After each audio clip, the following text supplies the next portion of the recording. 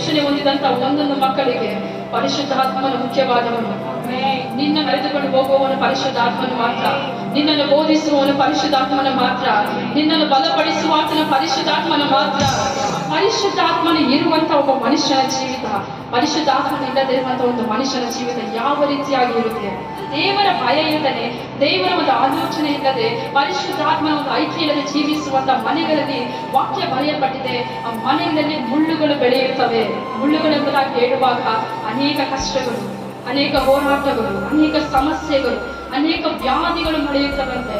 ಇದು ಯಾರು ನಿಶ್ಚಿಂತೆಯರಾಗಿ ಸ್ವಲ್ಪ ದೇವರ ಭಯ ಇಲ್ಲದೆ, ದೇವರ ಒಂದು ದರ್ಶನವನ್ನು ಬಯಸದೆ, ದೇವರ ಒಂದು ಆ ಒಂದು ಆತನವನ್ನು ತೋರಿಸದೆ ನಾವು ಜೀವಿಸುವಂತ ಮನೆಗಳಲ್ಲಿ ದೇವರಾತ್ಮನು ಹೇಳ್ತಾ ಇದ್ದಾನೆ, ಆ ಒಂದು ಮನೆಗಳಲ್ಲಿ ಮುಳ್ಳುಗಳು ಬೆಳೆಯಲು ಪ್ರಾರಂಭವಾಗುತ್ತದೆ. ಆಮೇಲೆ ಪರಿಶುದ್ಧಾತ್ಮನು ಯಾವಾಗ ಸುರಿಸಲ್ಪಡುತ್ತಾನೋ, ದೇವರು ಹೇಳ್ತಾ ಇದ್ದಾರೆ, ಯಾವ ಮನೆಯಲ್ಲಿ ಪರಿಶುದ್ಧಾತ್ಮನ ಆಳ್ವಿಕೆ ನಡೆಸುತ್ತಾ ಇದ್ದಾನೋ ಆ ಮನುಷ್ಯರು ನನ್ನ ಜನರು ಸಮಾಧಾನ ನಿವಾಸದಲ್ಲಿಯೂ ನಿರ್ಭಯ ನಿಲಯಗಳಲ್ಲಿಯೂ ನೆಮ್ಮದಿಯ ಆಶ್ರಯಗಳಲ್ಲಿಯೂ ನೆಲೆಗೊಳ್ಳುವ ಆತನ ಬರುವಾಗ ನಿಮ್ಮ ಹೃದಯದಲ್ಲಿ ಒಂದು ವಿಶೇಷವಾದ ಸಮಾಧಾನವನ್ನು ಕೊಡುತ್ತಾನೆ.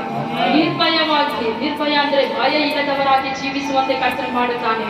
ಆಮೇಲೆ ಒಂದು ನೆಮ್ಮದಿಯ ಸ್ಥಳದಲ್ಲಿ ವಾಸ ಮಾಡುವಂತೆ ಕರ್ತನು ಮಾಡುತ್ತಾನೆ. ಕಾರಣ ಪರಿಶುದ್ಧಾತ್ಮ ನಮ್ಮ ಮನೆಗಳಲ್ಲಿ ಬರುವಾಗ ಮಾತ್ರ ಇದು ನಡೆಯುವಂತ ಕಾರ್ಯವಾಗಿದೆ.